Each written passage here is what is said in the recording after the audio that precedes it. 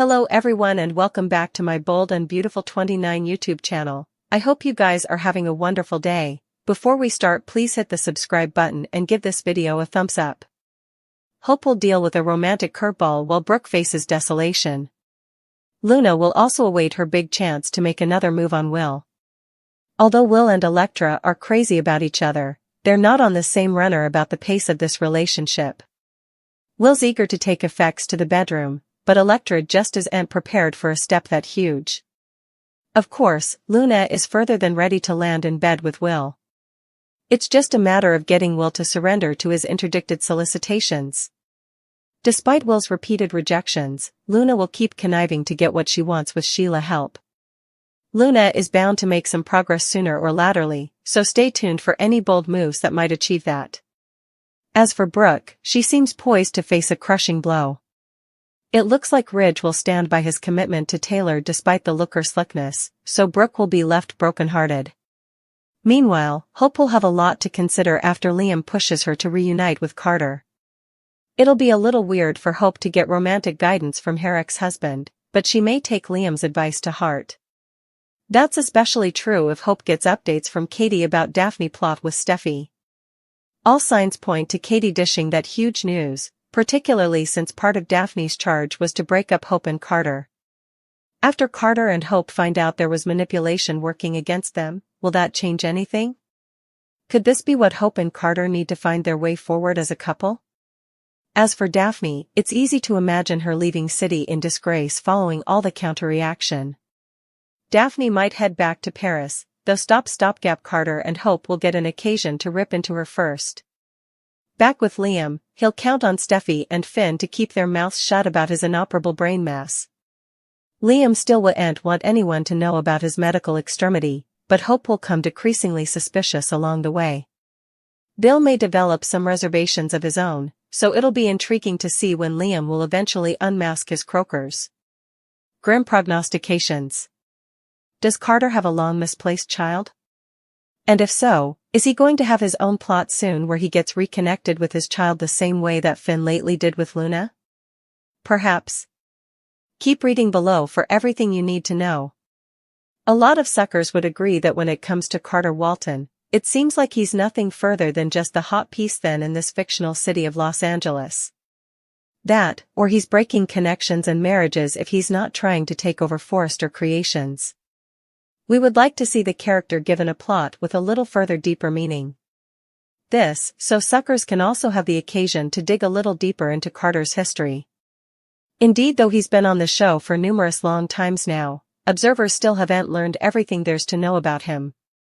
That, and they also don't know what it's that really makes him tick. That's why having a plot in which Carter is introduced to his long-lost son will help suckers connect the blotches to his history. It might be a little dramatic, but it would be worth getting a little sapience into who this man really is. After all, he's been nothing further than just a delicacy for observers while other men like Bill and Ridge have been dominating up most of the times. It's time for a change, right? Liam gets a new living arrangement. Hope becomes suspicious, so could Liam move in with Steffi and Finn? Liam just learned that he has an inoperable brain excrescence. Steffi was the one to break the news to Liam after he left the sanitarium against medical advice. Steffi is freaking out over losing Liam and how Kelly will manage. For now, Liam seems to be in unbelief. Liam is also determined to keep his opinion and prognostic a secret. With how freaked out Steffi is about Liam's condition, she could ask her hubby for a big favor.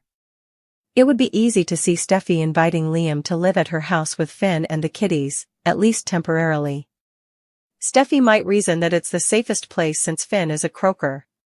Shin does have a guest house on the property, so it's not like Liam would be overrunning their particular space. At the same time, what will Liam tell people about his new living arrangements? If he were honest about the brain excrescence, it would be accessible. Still, Liam will have to come up with a cover story if he wants to keep his brain excrescence a secret. Hope will get suspicious of Liam's new living arrangement. Hope might question why Liam is living with Steffi. The reasonable thing to do would be for Liam to just tell Hope the verity, also ask to spend as important time with Beth as possible. Still, in detergents, they always tend to do the contrary of what they should. So, Liam probably has some cover story. Still, with Kelly noticing that her pater couldn't read a book, that information could slip to a grandparent or someone differently. Hope could find out some little tidbits that lead her to a shocking conclusion.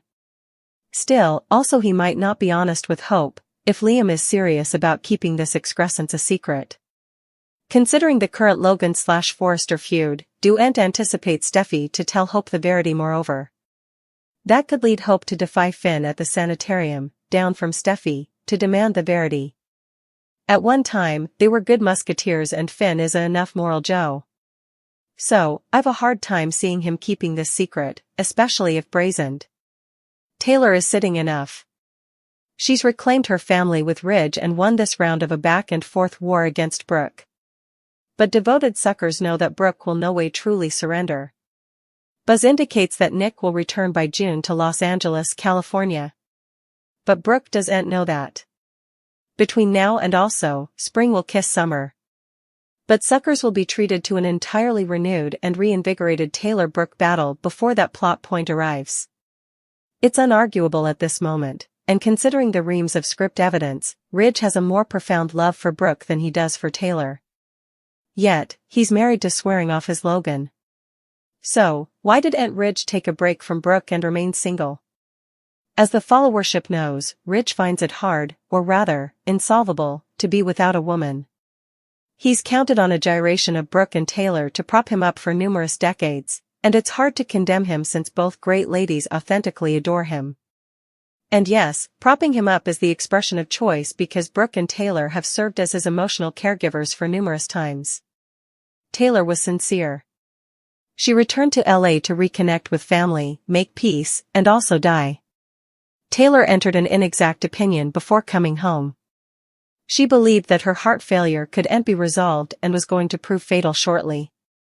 But Ridge dragooned her to get an alternate opinion. Thankfully, a thorough evaluation and discussion with specialists happened.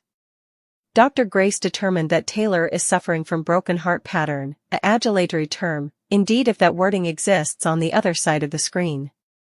That gave Taylor resolve and a belief that she and Ridge could reunite. Taylor faced her mortality, making all once battles with Brooke feel petty in comparison. Brooke originally rejected Taylor's relay of that news.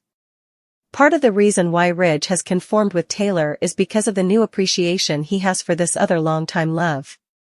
He'd taken her for granted, assuming that she'd always be his go-to, or as some in the followership may understandably believe, his alternate choice. Brooke is part of that contingent as well. There's no mistrustfulness that Brooke loves Ridge, wants him back, and rejects the idea that Taylor can give anything she can't. Another Forrester Creations fashion show will establish the scene of the coming Brooke-Taylor battle. Ridge will stand as the man in the middle, a position he'll probably enthrall until Nick arrives. It'll be interesting to see how Kay's character responds when that time comes. We know you can't believe it, but trust us, we can't believe it, moreover. Of course, we're talking about the advice that Eric lately gave his on-again, off-again son-in-law, Brooke. During the most recent Eric actually told Brooke that she should keep on fighting for Ridge's love despite the fact that he ditched her for his other partner, Taylor Hayes. They wants Brooke to stop chasing over a man that treats her horribly and rather, choose herself. As you can imagine, the internet clearly did have a lot to say about the matter.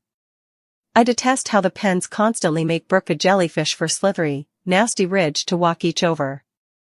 What woman would allow a man to treat her like scrap, and constantly pine over him? Especially after what he said about Hope. Ridge seems to forget that his own son's wenching history. I wish the pens would give Brooke a new plot separate from the Forresters. Another addict wrote, there are women who are just like Brooke in the real world. The difference is they aren't portrayed as someone to aspire to. I tolerate a lot, but infidelity isn't one of them. I'm not a parent, but I'm a damned good-aged kinsman and come for any of them and you're as good as dead to me. And also there was this comment as well, why can't Brooke be single? Why does she always need a man? I've no way seen Brooke by herself. And why do they need the Forresters? Why don't the Logans go start their own company? Nothing can hold them back or master them around that way. And the forester would have a competition.